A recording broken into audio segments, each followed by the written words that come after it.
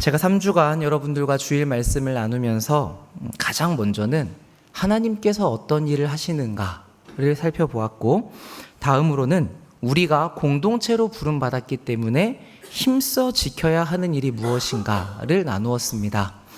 오늘은 마지막으로 그러면 나라는 개인은 어떤 일에 집중을 해야 하는가, 이 부분을 같이 생각해 보고자 합니다.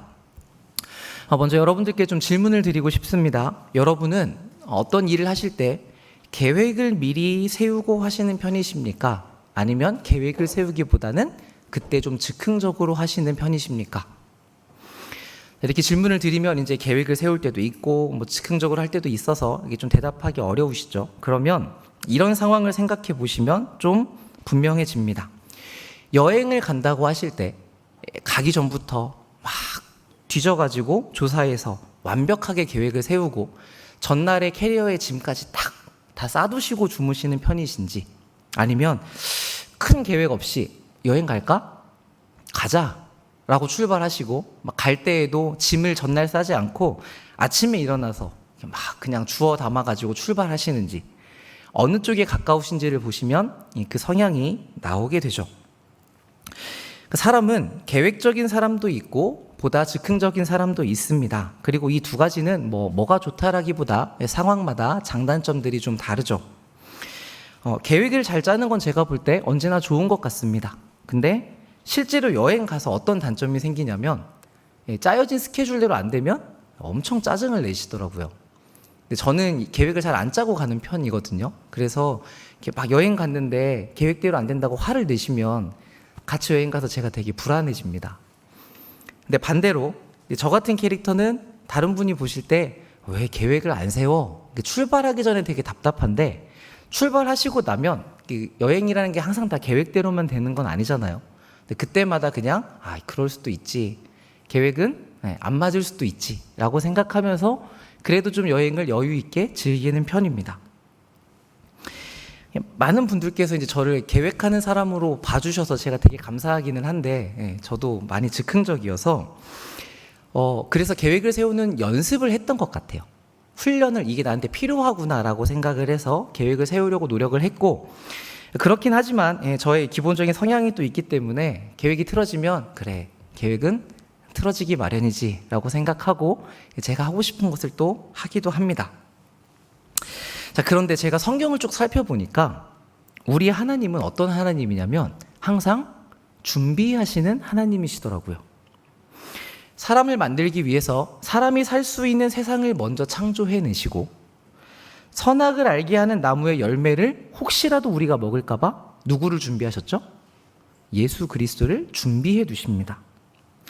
아브라함을 선택하셔서 그 자손이 큰 민족이 될 수 있도록 요셉을 미리 보내서 번성할 수 있는 장소를 준비해 두시고, 출애굽 후에도 충분히 커지자 그 백성들을 애굽에서 꺼내기 위해 또 모세라는 사람을 준비하시죠. 출애굽 후에도 노예로 살았던 이 사람들이 가나안 땅에 들어가서, 약속의 땅에 들어가서 하나님을 섬기며 살 수 있도록 광야 생활을 통해 그들을 준비시키십니다. 오늘도 하나님은 우리를 만나 주시려고 이 장소와 시간을 준비하셨고 우리를 이곳에 모아주셨습니다. 믿으십니까? 네. 그럼 여러분, 하나님께서 준비하시고 애쓰셔서 우리를 이 자리에 모아두셨다는 것을 우리가 아는데, 그렇다면 그 사실을 믿는 우리는 하나님을 만나기 위해 과연 어떤 준비를 하고 오셨습니까? 저도 이제 아까 말씀드린 것처럼 즉흥적인 성격이라 누가 이제 온다고 하면 그냥 편하게 이제 그 사람을 만났었거든요. 그런데 사역을 하다 보니까 점차 어떤 분이 오신다고 하면 그 만남을 준비하게 되더라고요. 만나면 어떤 이야기를 나누어야 유익할까? 내가 듣기로는 그분이 이런 상황 가운데 계시다는 소식을 들었는데, 그럼 거기에 대해서 이런 말씀을 좀 나누면 그분에게 더 도움이 될까? 하나님께서는 과연 우리 둘이 만나서 이야기를 할 때 어떤 이야기를 나누기를 원하실까? 이런 부분을 기도하면서 미리 준비하니까 그 대화의 시간이 더 풍성해지고 유익하다는 것을 경험하게 됐습니다. 그러면서 제가 배우기 시작했던 것 같아요. 우리는 하나님께 하나님 이렇게 해주십시오. 하나님 좋은 시간이 되게 해주십시오. 하나님 우리에게 은혜를 주십시오. 라고 기도하지만 하나님께서 실제 그 일을 이루어 가실 때에 무엇이 필요한가? 우리의 준비가 필요하다는 것입니다. 자, 그런데 이렇게 제가 생각에 변화가 생기다 보니까 우리가 행동하고 섬기는 모든 영역에서 우리가 단순히 어떤 일만 할 것이 아니라 그 일을 하기 위한 우리의 마음의 준비도 필요하겠구나라는 생각이 들었습니다. 대체로 우리가 어떤 일을 맡으면 우리는 그 일을 하기 위해서 준비를 하죠. 음식을 해야 되면 장을 보게 되고 청소를 하면 미리 시간을 빼어 놓습니다. 자, 그런데 그렇게 일에만 집중을 하게 되면 그 일만 하고 마치게 되는데, 그런데 그 일을 왜 하는지, 무엇을 위해 하는지, 또 내가 어떤 마음으로 해야 하는지를 하나님과의 관계 안에서 생각을 해보시면 우리가 하는 일이 전혀 다른 색깔을 가질 수 있습니다. 그러니까 좀 더 본질적인 면에 있어서 준비를 하는 것이죠. 예를 들어서 우리 주일날 점심에 같이 식사를 하지 않습니까? 그거를 주일날 밥을 먹어야 되니까 준비를 해야 돼. 그리고 교회에서 점심에 밥을 주니까 먹고 가야 돼. 라고 생각하면 누군가는 열심히 바쁘다 끝나고 앉아 계신 분은 열심히 밥 먹다가 끝납니다. 그런데 여러분 꼭 우리가 점심을 먹어야 하는 것은 아니잖아요. 그런데 교회에서 왜 예배를 마치고 같이 식사를 하는가? 이게 하나님 안에서 무슨 의미가 있기 때문에 하는 것인가를 생각해 보면 우리가 모여서 밥을 먹는 일, 생명을 같이 나누면서 서로 교제하는 일, 이것을 통해서 성도의 하나됨을 이루기 위해 애쓰는 과정이거든요. 그거를 목적하고 이 시간을 두는 것이거든요. 그래서 여러분 예배 마치고 나서 그냥 가지 않고 같이 식사하고 가시는 것, 이게 교회의 여러 역할 중에 참 중요한 일입니다. 이거를 여러분들이 알고 드시면 앉아서 그냥 밥을 먹는 일이지만 그것도 하나님의 말씀에 순종하는 일이 되는 것이죠. 그러니까 우리가 이런 가치가 있다는 것을 알고 그것을 위해서 행동한다라는 것을 분명히 하신다면 이거는 그냥 밥만 하는 것과는 분명히 달라집니다. 그러니까 참 신기하지 않습니까? 똑같은 주방에서 똑같이 주방 일을 하는데 누구는 이게 하나님 앞에서 의미가 있고 가치가 있어 라고 생각해서 순종하는 마음으로 섬기는데 누구는 내가 식모냐, 내가 집에서도 밥하는데 교회 와서도 밥하는구나, 그러니까 이렇게 불평 어린 마음을 가질 수가 있는 것이죠. 똑같은 자리에서 똑같은 일을 하지만 누구는 거기서 유익을 얻고 누구는 거기서 불평을 갖게 된다면 유익을 누리지 못한다면 이게 참 우리에게 손해가 될 수 있지 않습니까? 그러니까 청소도 그렇습니다. 여러분 집에서 청소하시는 날 얼마나 힘드세요? 그렇죠? 집 청소도 내가 다 하는데 교회 이 넓은 곳을 다 하려면 얼마나 힘이 듭니까? 그런데 오늘 우리가 교동문에서도 읽었죠. 교동문 내용 기억나십니까? 시편 84편인데 주의 궁정에서 한 날이 다른 곳에 첫날보다 내가 나은즉 악인의 장막에 사는 것보다 내 하나님의 성전 문지기로 있는 것이 더 좋습니다. 여러분 우리가 이렇게 주님을 사랑하는 마음을 가지고 있다면 그 주님의 집을 대하는 우리의 마음도 달라지지 않겠습니까? 우리가 하나님을 만나는 자리를 내가 준비하고 있구나, 이 마음 하나가 우리의 일들을 다르게 만들어준다는 것이죠. 교사는 또 어떻습니까? 제가 교사하시는 분들께 여쭤보면 대부분 이렇게 말씀하십니다. 아이들이 너무 예뻐서요. 그래서 섬기기 시작했다. 또는 교육자분이 너무 고생하는 것 같아서 제가 돕고 싶었습니다 라고 하시는 분 이야기들을 많이 듣습니다. 전 그것도 참 좋은 마음이라고 생각을 해요. 그런데 우리 예수님께서 십자가에 달려 죽으심으로 구한 이 한 영혼, 그 영혼을 무엇보다 소중하게 여기면서 그 영혼을 나에게 맡기셨다는 사명감을 가지고 그 영혼을 기르고 돌보고 사랑하기 위해 기도하며 애쓰며 가는 것은 전혀 다른 차원의 섬김일 겁니다.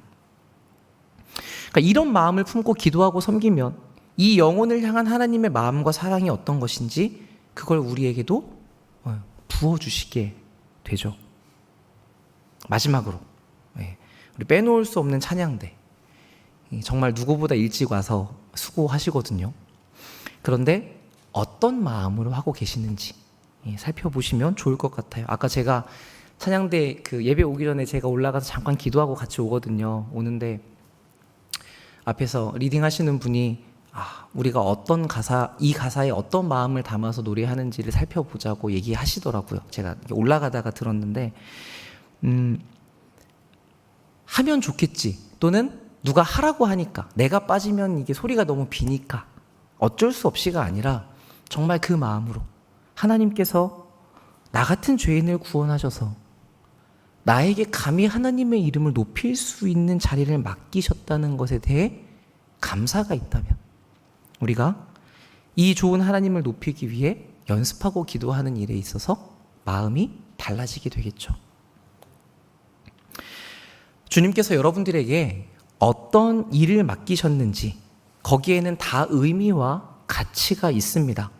지금까지 제가 이야기했던 어떤 큰 직분이나 봉사의 자리뿐만 아니라 여러분이 가지고 계시는 역할들, 직장인으로서, 학생으로서, 또 부모로서, 자녀로서, 이끄는 자로서, 따라가는 자로서 뭐가 더 좋고 뭐가 안 좋다가 아니라 나를 거기에 두신 하나님의 뜻을 최선을 다해 이루어드리기 위한 우리의 마음의 준비가 필요한 것이죠. 여러분은 그 한 가지 일을 진행하기 위해 얼마나 몸과 마음을 준비하고 계십니까?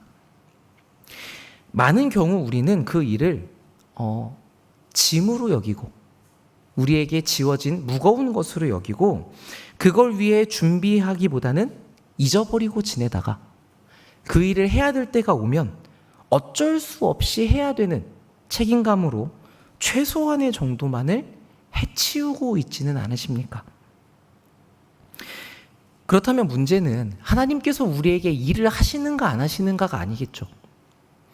가나안 땅을 우리 앞에 두셨어도 우리가 거기에 들어갈 준비가 되지 않아서 다시 40년을 돌아야 되는 상황이 된다면, 그렇게 하나님께서 일을 하셔도 내가 그것을 받아낼 준비가 되지 않아서 쏟아내게 된다면, 지금 우리에게 중요한 것은 내가 먼저 준비되는 일일 것입니다.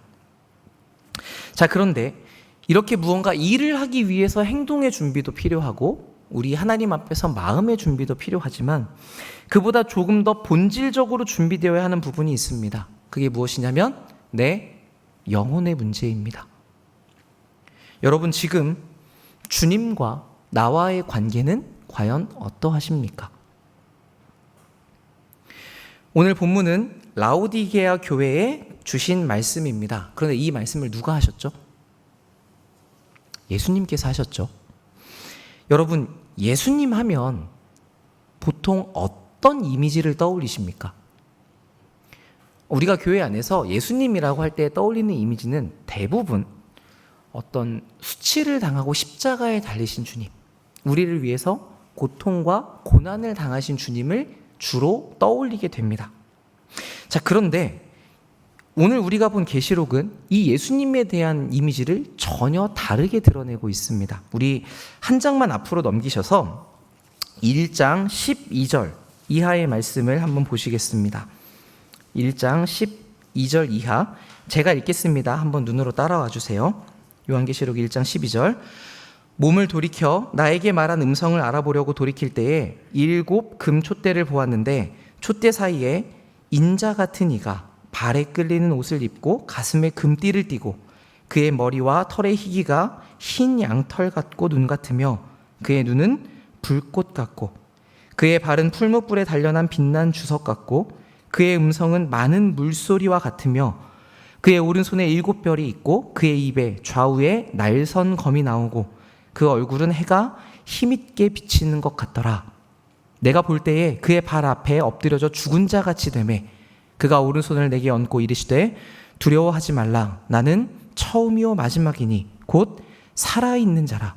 내가 전에 죽었었노라. 볼지어다 이제 세세토록 살아있어 사망과 음부의 열쇠를 가졌노니 그러므로 내가 본 것과 지금 있는 일과 장차 될 일을 기록하라. 내가 본 것은 내 오른손에 7별의 비밀과 또 7 금촛대라. 7별은 7 교회의 사자요 7 촛대는 7 교회니라. 아멘. 성경의 이 마지막 부분에서 예수님은 더 이상 낮은 모습이 아니라 승귀, 그러니까 높아지신 심판주 하나님으로서 아주 위엄 있고 힘 있는 강한 모습으로 그려지고 있습니다. 그래서 여러분 방금 제가 읽은 그 구절을 찬찬히 살펴보시면 거기에 묘사된 표현들이 어떤 내용이냐면 구약 시대에서 하나님을 묘사할 때 드러났던 표현들이 예수님에게 그대로 적용이 되고 있습니다. 그래서 우리 지지난주에 이사야 말씀 볼 때에도 하나님을 마주했을 때 이사야가 내가 죽게 되었도다라고 표현을 했잖아요. 오늘 여기에서도 이 예수님을 마주한 요한은 내가 죽은 자같이 되었다라고 이야기를 합니다. 그러니까 여기에 나온 예수님은 영광스러운 분, 하나님으로서 심판주로서 자기를 등장시키고 계신 것이죠. 여러분 이 장면이 우리에게 무엇을 말해줍니까? 우리 예수님이 하나님의 보좌에 계시면서 죽은 자 같은 우리를 찾아와 가까이 하시고 우리를 다독이시고 우리에게 두려워 말라고 말씀하고 계시다는 것입니다. 그리고 이분이 무엇을 붙들고 계시죠? 오른손에 7 촛대. 7 촛대는 곧 7 교회라고 얘기하죠. 그러니까 예수님께서 이 교회를 붙들고 계시는 것입니다. 그런데 이 위대한 분, 교회의 주인이신 분이 지금 우리를 향해서 명령하고 계시는 거예요. 자, 그런데 우리는 이런 말씀을 들어도 그렇게 심각하게 반응하지 않을 때가 많습니다. 라오디게아 교회에 주시는 말씀, 이런 말씀이지. 우리가 알고 있지. 그렇게 성경 말씀이 가벼워진 까닭입니다. 익숙해졌기 때문이죠. 그러나 이 성경은 여전히 예수님은 심판주이시고 교회가 넘어지지 않도록 붙잡고 계시는 주인이시고 영광스러운 분이시라고 증언하고 있습니다. 여러분은 지금 그 예수님으로부터 그 예수님 앞에서 그분이 하시는 말씀을 받아들일 준비를 하고 계십니까? 내가 알고 있는 얘기, 이런 얘기겠지. 예수님을 내 마음에 모시라는 얘기겠지. 이런 정도가 아니라 정말 이 시간 하나님께서는 나에게 주시는, 그래서 그 위험 앞에 내가 순종하지 않을 수 없는, 피할 수 없는 무거운 말씀. 죽은 것 같이 된 나를 다시 살려내는 생명의 말씀으로 여러분들이 받아들이고자 하시냐는 말씀입니다. 여러분이 자기 스스로를 정직하게 살펴보셨을 때 맞습니다. 나는 그 주님 앞에서 이것을 생명의 말씀으로 받아들이려고 합니다. 라는 마음이시라면 이 말씀에 더욱 집중하시면 좋겠고, 내가 그렇지 못했다라고 여겨지신다면 그걸 인식하시고 거기서 돌이키시는 것이 필요합니다. 아마 자신 있게 대답하기가 어려우시다면 지금 주님과 우리와의 관계가 그렇게 긴밀하지 않은 상태일 수 있습니다. 예수님께서 그거를 다 보고 계세요. 우리 한 명 한 명의 영혼의 상태를 다 알고 계시기 때문에 이 자비로우신 분께서 우리를 돌이키라고 교회에 말씀을 주시는 것입니다. 다시 3장 14절 본문으로 돌아오겠습니다. 라오디게아 교회의 사자에게 편지하라. 아멘이시오 충성되고 참된 증인이시오 하나님의 창조의 근본이시니가 이르시되 내가 너의 행위를 아노니 너가 차지도 아니하고 뜨겁지도 아니하도다. 너가 차든지 뜨겁든지 하기를 원하노라. 이 변함없으신 예수님께서 교회를 향해서 뭐라고 말씀하시냐면 너 지금 변했다. 너 지금 이것도 아니고 저것도 아니다. 라고 얘기하시는 것이죠. 여러분 하나님을 향해서 뜨거우십니까? 아니면 하나님을 향해서 지금 내 마음이 냉랭하십니까? 근데 대체로 우리는 어떻냐면 뭐 하나를 대답하기가 어려우시죠. 이렇다고 하기도 어렵고 저렇다기도 하기도 어렵단 말이에요. 그런데 오늘 예수님이 뭐라고 얘기하시냐면 너희들 미지근할 바에는 차라리 차가운 게 나아. 왜냐하면 차가우면 적어도 내가 지금 하나님에 대해서 냉랭하구나, 내가 지금 심각한 중에 있구나 라는 것을 알고 돌이킬 기회를 얻을 수 있기 때문이죠. 그런데 미지근하면 어떻습니까? 우리가 얻는 유익이 없습니다. 잘하고 있다고 여기는 것 같은데 실제로 예수님 앞에서는 아닌데 그거를 뭔가 돌이키기가 어려운 애매한 상황에 있어서 그냥 살아가게 되는 것이기 때문이죠. 바울이 이것을 우리에게 어떻게 경계했습니까? 세월을 아껴라. 때가 악하기 때문이다. 술 취하지 말라. 이는 방탕한 것이니. 여기서 방탕하다는 뜻이 무엇이냐면 시간을 낭비한다는 것입니다. 그렇기 때문에 어떻게 해라? 너희가 오직 성령의 충만함을 받아라. 시간을 낭비하지 말고 하나님께 집중해라 라고 얘기하는 것이죠. 여러분, 우리가 그리스도인으로 산다고 하는 것은 영적인 삶을 산다는 이야기입니다. 이게 무슨 의미냐면 세상의 원리와는 같이 갈 수 없는, 그래서 충돌할 수밖에 없는 성경의 원리를 따라 산다는 말이죠. 그렇기 때문에 사실 신앙생활이라는 것은 매일매일이 영적인 갈등과 고통을 동반하게 되어 있습니다. 우리가 세상 원리를 따라 쉽게 살아갈 수 없기 때문이죠. 지금 내가 이 상황에서 어떻게 해야 되나? 하나님의 뜻이 무엇인가를 계속 고민하고 묻고 살아가야 되는데, 그런데 우리의 삶에 이런 영혼의 갈등이 없다고 하는 것은 많은 부분을 세상과 타협하고 산다는 반증이 됩니다. 그렇기 때문에 여러분 고민하셔야 됩니다. 하나님 앞에서 내가 영적인 고민이 얼마나 있는가? 하나님의 말씀을 따라 살기 위해서 내가 하루에 얼마나 하나님 앞에 고심하고 있는가?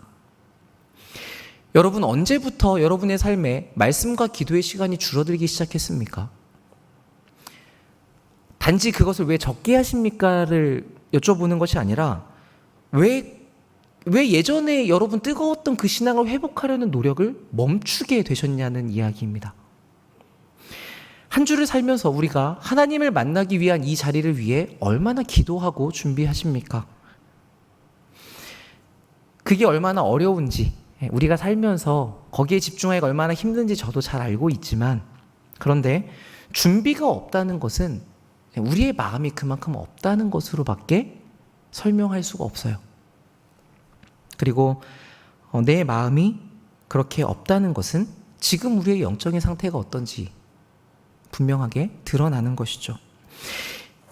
이것을 두고 보실 수 없는 우리 주님께서 교회를 향해서 가르쳐 주시는 겁니다. 17절 말씀입니다. 너가 말하기를 나는 부자다. 부요하여 부족한 것이 없다고 하나 너의 곤고한 것과 가련한 것과 가난한 것과 눈먼 것과 벌거벗은 것을 알지 못하는도다. 내가 너를 권하노니 나에게서 불로 연단한 금을 사서 부요하게 하고 흰옷을 사서 입어 벌거벗은 수치를 보이지 않게 하고 안약을 사서 눈에 발라 보게 하라. 이 라오디게아라는 지역은 이 상거래의 요충지였다고 합니다. 그러니까 거래가 많으니까 돈이 넘쳐났고, 특히 여기서 유명했던 게 무엇이냐면 금과 옷감과 안약이었습니다. 그런데 제가 보건대 이 사람들은 우리가 돈이 많으니까 다 됐어 라기보다는 그것을 조금 더 넘어서 아마도 하나님께서 우리를 좋아하시고 우리가 잘하고 있기 때문에 우리에게 복을 주셔서 우리가 부자가 되었다라고 생각했던 것 같습니다. 그래서 내가 부자다, 부족함이 없다, 시편 23편의 말씀처럼 내가 하나님께 복을 받고 있기 때문에 나는 부족함이 없다라고 당당하게 얘기할 수 있었던 것이죠. 그런데 이런 자신들의 평가와는 다르게 예수님이 보시기에는 어떠했습니까? 이 교회는 곤고하고 가련했습니다. 그러니까 영적으로 가난하고 보지 못하고 벌거벗은 상태였다는 것이죠. 그런데 이 사람들이 전혀 그것을 깨닫고 있지 못하기 때문에, 전혀 모르고 있기 때문에 예수님께서 그 부분을 짚어주시는 겁니다. 그리고 동시에 해결책을 가르쳐 주시죠. 어떻게 해라? 너희는 내게서 불로 연단한 금을 사서 부요하게 하고 옷을 사서 입고 안약을 사서 보게 하라. 여러분, 이 해결책이 다 누구로부터 나오는 것입니까? 예수님으로부터 나오는 것이죠. 나에게로부터 사라라고 이야기하지 않습니까? 이 라오디게아 사람들이 빠졌던 심각한 함정은 예수님이 아닌 다른 것, 자기들이 그렇게 자신 있었던 금과 옷감과 안약, 이런 것이 우리에게는 풍성하고 그래서 돈이 많다, 여기에 자랑의 근거를 두고 있었다는 점에 있습니다. 요즘 세상의 힘은 돈이죠. 왜냐하면 세상에서는 돈으로 거의 모든 게 가능하기 때문입니다. 그래서 사람들이 돈을 가지려고 하고 돈을 많이 가질수록 든든하게 여깁니다. 자, 그런데 여러분, 오늘 본문에서 뭐라고 이야기합니까? 내가 돈을 많이 가지고 있어서 든든하다, 내가 부족함이 없다라고 이야기하면 예수님 보시기에 어떤 상태라고요? 가난한 상태라고요. 벌거벗고 보지 못하고 있는 상태라고요. 좋은 물건이 좋은 것은 저도 인정을 합니다. 그런데 지금 우리가 보고자 하는 것은 어떤 부분이냐면, 내가 이 좋은 것을 가지고 있어서 다른 사람보다 우월하다라고 느낀다면 이 마음은 가난한 마음이라는 겁니다. 그래서 돈이 많다고 아무 데서나 자기 표현을 가감없이 지나치게 하는 것도, 또 반대로 내가 돈이 없어서 감히 어떤 표현을 못하고 눌리는 것도, 둘 다 돈의 유무에 따라 행동하는 것이기 때문에 이 사람이 얼마나 빈곤하는 것인지를 보여주는 겁니다. 여러분, 한번 생각해 보십시오. 나는 있는데 당신은 없잖아요. 여기에서 이 소유의 정도로 비교해서 만족을 느낀다면 나라는 사람의 가치를 아직 모르고 있는 것이지 않습니까? 내가 내세울 게 없기 때문에 그 가지고 있는 것을 내세우는 것이죠. 결국 세상 끝날에 없어질 것. 사실은 돈만을 이야기하는 것은 아닙니다. 우리 고린도전서에서도 봤던 것처럼 우리는 은사를 자랑할 수도 있고 또 우리의 지식을 자랑할 수도 있습니다. 그런데 여기서 핵심은 뭐냐면 우리가 가지고 있는 것, 우리가 소유하는 것으로 자랑하려고 한다는 것이죠. 그러니까 아직 내가 받은 이 예수님의 가치가 무엇인지를 모르기 때문에 그렇습니다. 우리가 그 예수님의 가치를 알고 나면 어떻게 된다고 바울이 이야기합니까? 내가 세상에 뛰어난 것들 다 가져봤는데 그것들이 다 배설물처럼 여겨졌다고 이야기를 하죠. 여러분, 여기서 이 말씀을 잘 보셔야 됩니다. 여러분이 예수님을 만나면 세상 것들을 배설물로 여겨야만 한다가 아니라 정말 예수 그리스도를 만나고 나면 모든 게 다 배설물로 여겨진다는 거예요. 그렇지만 이 세상에서는 돈이 확실히 가장 강력한데 왜 그러냐면 돈이 우리의 생명을 연장시켜 주는 것 같고 우리의 삶을 안전하게 만들어 주는 것 같기 때문입니다. 솔직하게 한번 생각해 보십시오, 여러분. 우리의 행복과 우리의 자랑이 어디에 있습니까? 좋은 집, 좋은 차, 마르지 않는 통장에 있을 수 있죠. 그래서 우리는 더 좋은 집에 가고 싶고 더 좋은 집을 가면 자랑하고 싶고 더 여유 있을 만큼의 돈이 있으면 좋겠다고 생각을 합니다. 그런 마음이 있는 것 자체가 잘못이라고 말씀을 드리는 건 아닌데 우린 다 그런 마음을 가지고 있으니까요. 근데 어느 부분을 중점적으로 보셔야 되냐면 이 라오디게아 사람들을 향해서 손가락질하면서 정작 내가 그러고 있다는 것을 보지 못하는 게 큰 문제인 것입니다. 그래서 우리가 잘 살펴볼 수 있기를 바랍니다. 이 자리에서뿐만 아니라 여러분 일주일간의 삶의 자리에서 생각을 해보십시오. 내가 과연 얼마나 예수님을 붙들고 예수님을 자랑거리로 삼고 있는가?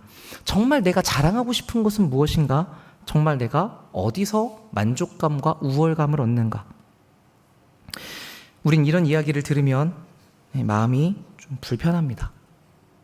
내가 뭔가 잘못하고 있다고 지적을 받는 것도 싫고 또 이런 이야기를 들으면 마치 이런 나를 예수님이 싫어하시지는 않을까 이런 생각이 들기 때문이죠. 그래서 우리가 경고의 말씀 받기를 두려워해요. 잘못을 지적받고 내가 미움받진 않을까 싶은 마음 때문에. 근데 여러분 그렇지 않으셔도 됩니다. 그러지 말라고 예수님께서 19절에서 직접 이렇게 말씀하시죠. 우리 같이 한번 읽어보겠습니다. 19절 말씀 시작. 무릇 내가 사랑하는 자를 책망하여 징계하노니 그러므로 네가 열심을 내라 회개하라. 아멘. 주님께서 이 얘기를 왜 하신다고요? 여러분을 사랑하기 때문에 한다고 말씀하십니다. 주님께서 여러분을 사랑하셔서 여러분을 망하지 않게 하시려고 여러분의 인생을 옳은 길로, 좋은 길로 돌이키시려고 이렇게 방법들을 가르쳐 주시는 것이죠. 그렇기 때문에 우리는 이래서 예수님께서 날 되게 싫어하시겠다, 이렇게 생각하면 안 됩니다. 이게 사단이 우리를 속이는 일들입니다. 여러분이 징계를 받고 권고를 받고 지적을 받으실 때 그것은 하나님께서 여러분을 사랑하기 때문에 주시는 이야기예요. 그러니까 우리는 어느 방향으로 가야 됩니까?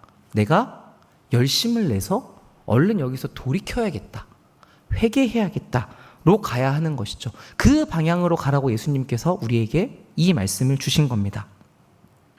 자, 그런데 제 생각에 가장 충격적인 장면은 그 다음 절인 것 같습니다.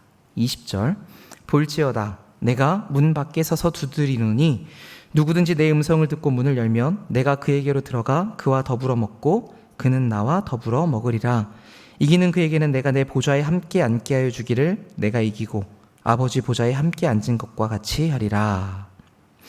예수님이 지금 어디 계시다고 얘기하세요? 네, 문 밖에 계시다고 얘기합니다. 우린 이 20절의 말씀을 주로 언제 사용하냐면 전도할 때 많이 사용합니다. 예수님을 믿지 않는 사람들 그 마음에 예수님을 모셔드리시라고, 영접하도록 소개할 때 주로 사용하는 말씀 구절인데, 사실 이 말씀이 예수님이 누구에게 하신 것이냐면 교회에 하신 것이에요. 이 자리에 있는 우리들에게 하시는 말씀인 겁니다. 여러분의 마음속에는 이 예수님이 주인이 되어 계십니까? 내주하심이라는 우리가 알고 있는 교리적인 지식, 이루어진 사실 말고 실제로 지금 내 마음에 예수님을 모시고 살아가고 계십니까? 여러분이 기도의 자리에 있으실 때, 말씀을 보실 때, 여러분이 예배의 자리에 나오실 때 지금 내가 내 마음속에 예수님을 주인으로 모시고 계시는가? 라고 스스로를 얼마나 점검해 보십니까? 그러지 못하다면 혹시 예수님의 두드리시는 소리를 듣고는 계십니까? 예수님이 나한테 지금 돌이키라고 하시는데 여기까지는 여러분이 듣고 계십니까?